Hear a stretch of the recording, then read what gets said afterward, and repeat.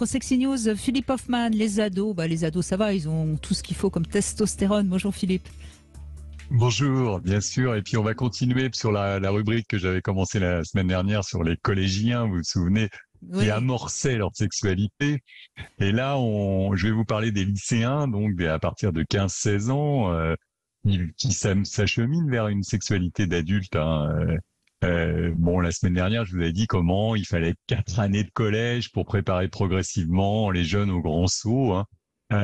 Il y avait d'abord les maladresses, les bousculades, des fantasmes crus, des recherches d'identité sexuelle, un premier baiser, des petits attouchements. Et puis, ah, voilà l'affaire du lycée, les 15 ans, les 16 ans, ou les 17 ans, parce que parfois on attend 17 ans. C'est parti. Donc à ce moment-là, ils sont prêts, pour la plupart d'entre eux, mais leur psychisme il est encore un peu douteux. Hein. C'est pas toujours si simple.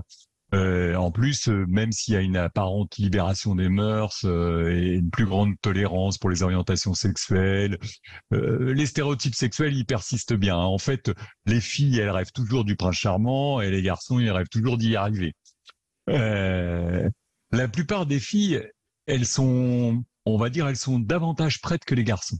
Hein, mais elles sont quand même, techniquement, elles sont pas tout à fait au point. Elles voudraient bien savoir comment on fait l'amour, si ça va rentrer, si elles auront mal. Elles ont peur de l'inconnu, quoi. Elles appréhendent une absence de jouissance. Elles se demandent si elles sauront faire face aux attentes du garçon. Alors elles en parlent avec leurs copines qui les rassurent ou bien certaines d'entre elles les inquiètent en disant ah tu vas voir ça va être dur, hein. C'est pas terrible. Mais elles restent en fait un peu dubitatives tant qu'elles n'ont pas franchi le pas. Hein. Et puis il y a aussi des interdits dans leur tête, des interdits sociaux, psychiques, religieux. Donc tout ça, ça freine un peu leur désir sexuel. Et puis à l'école, on leur a beaucoup parlé, vous savez, des risques d'IST, d'infections sexuellement transmissibles, de grossesse non désirée. Enfin, on leur a pas beaucoup parlé d'amour et de préliminaires. Hein. C'est et de pas, plaisir, ça c'est c'est clair, oui, oui. et de plaisir. Hein.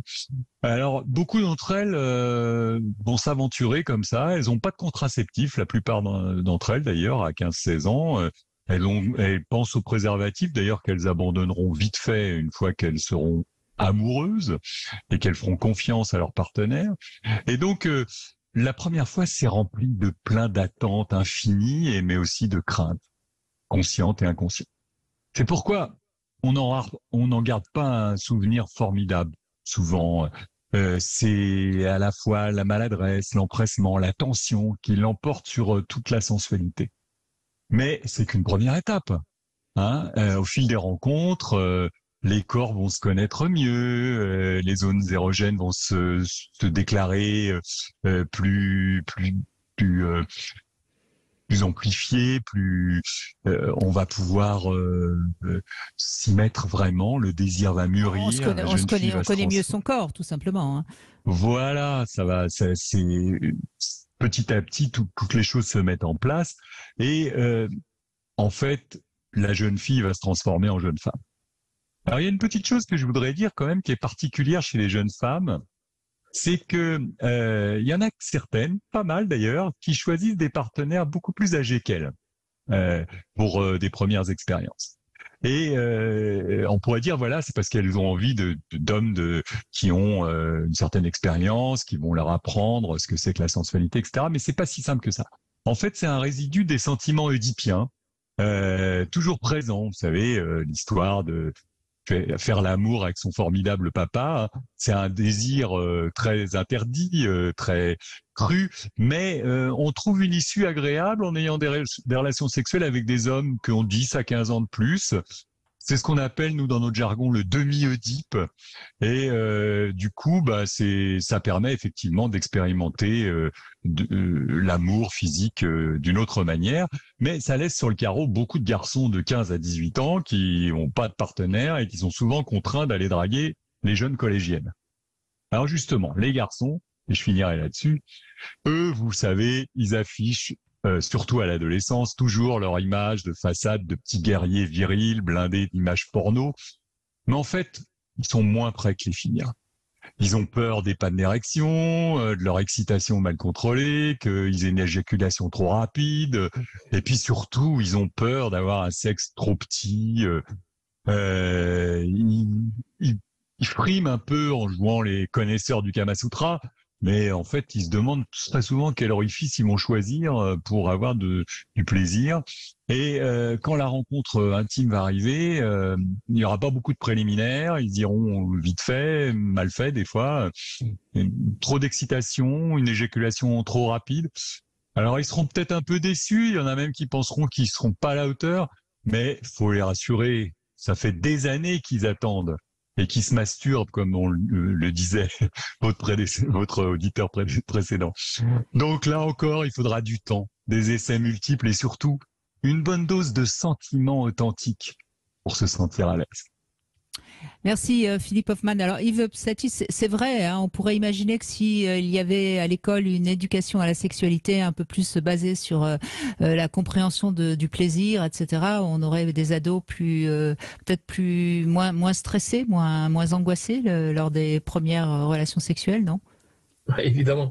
Question d'éducation. Une éducation, c'est quoi? Pourquoi on reçoit? Quand un prof va donner une éducation, prenons œnologie, un prof d'œnologie qui va donner un cours d'œnologie à son élève qui est en face de lui. C'est quoi son but? C'est de faire aimer le vin, à son étudiant.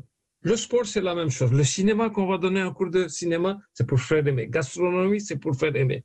C'est le seul domaine où je ne sais pas pourquoi, quand on parle d'éducation sexuelle, quand un prof vient, moi je suis éducateur sexuel, je le regarde dans les yeux.